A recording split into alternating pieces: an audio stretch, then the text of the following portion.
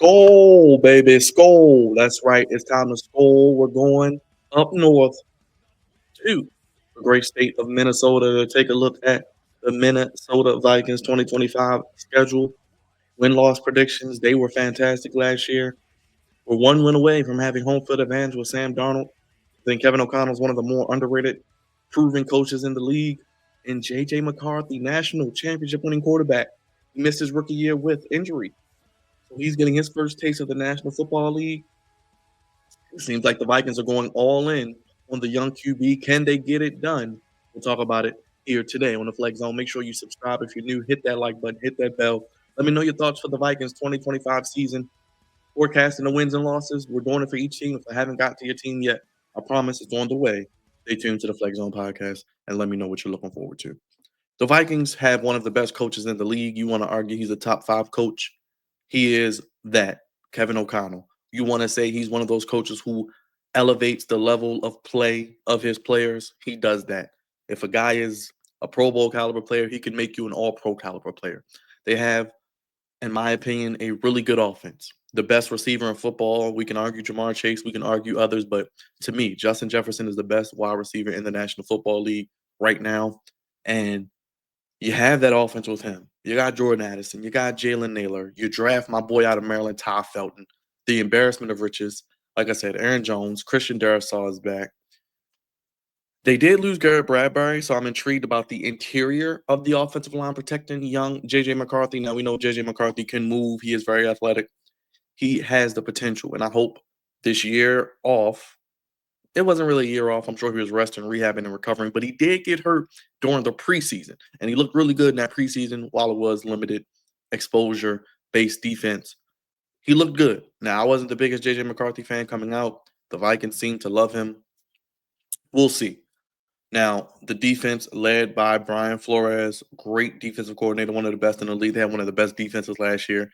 You're bringing Jonathan Allen. You got Harrison Phillips, Javon Hargrave, Jonathan Grenard, Andrew Van Ginkel. Harrison Smith is one of the best safeties of this era out of Notre Dame. Byron Murphy Jr., love that first name. They have a loaded defense, and I think they still have a top 10 caliber defense minimum.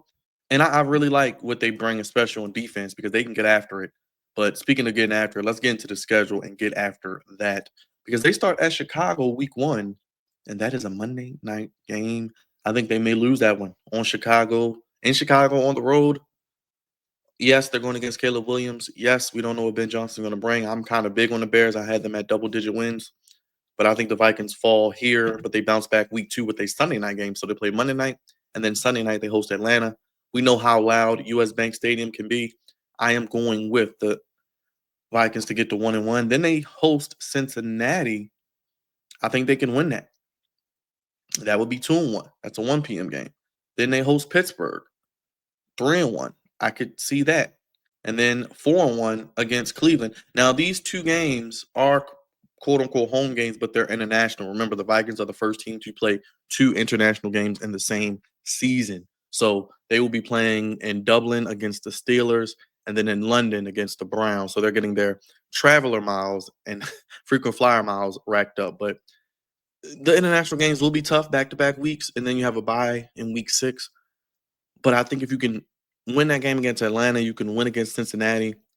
Then I think you can win Pittsburgh and Cleveland. I think they could be 4-1 heading into the bye. Then you host the Philadelphia Eagles, the world champion Eagles. I'm gonna say that's a loss, 4-2. Then you go to the Chargers. How about this primetime game on Thursday night on the road? I like the home teams more times than not, but JJ McCarthy facing his coach from college, who he won a national championship with, Jim Harbaugh.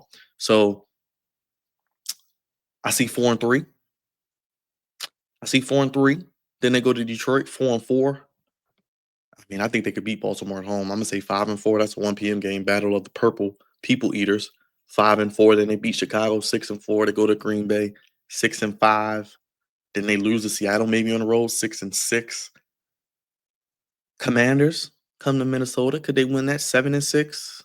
Then they go to Dallas and the Giants back to back 2 NFC East games. The Dallas game is a Sunday night game on December 14th. Do they get to split one where they get to 7-6? So let's see. because I have them what 4-1 going into the bye, and 4-2, 4-3, 4-4, 5-4, 6-4. So 6-6, 7-6, 7-7, 8-7. Then you could beat Detroit on Thursday night. Netflix, that is a Christmas game. 9-7 for Detroit. Then Green Bay is the last game of the season. That could be for playoff seeding, playoff implications.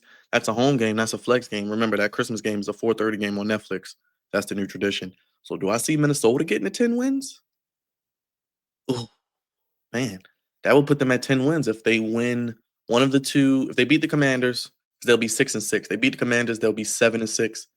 Beat either the Giants or the Giants or the Cowboys on the road. Now they could win either one. They could win both and be 9-6, and I could be looking stupid with egg on my face. But I'm gonna say they split, and I'm gonna say they get to 8-6. Ugh, they'll be 8-7, 9-7, 10-7. Am I going 10-7 for the Vikings? Then that will put the Vikings at 10. Don't tell me I'm gonna have a scenario where I have the Vikings, Lions, and Bears so far with the same record at 10-7. Because where was that leave the Packers? Because I think Green Bay is going to be right there. So are you saying there is a scenario, and I don't know if this will come true. This is all fun and games, kicks and giggles. Is there a scenario, guys, and let's talk for a second, where the Minnesota Vikings, Chicago Bears, Detroit Lions, and even the Green Bay Packers all finish with 9, 10 wins apiece, and they all have the same record? I guess it would come down to division record, then win percentage, but and conference record and all that fun stuff for tiebreakers. But I have the Vikings at 10-7. I think the defense is going to be really good. They're going to fly around. They're going to create a lot of havoc. They're going to be good up front. They're going to be able to create turnovers. They're going to be well coached and fundamentally sound. I think offensively, JJ McCarthy doesn't have to do anything spectacular. I think I look at it like a Brock Purdy situation where he just has to be the point guard. Just dish the ball to Jefferson, dish it to Addison. TJ Hawkinson, I didn't even mention him coming off an injury now.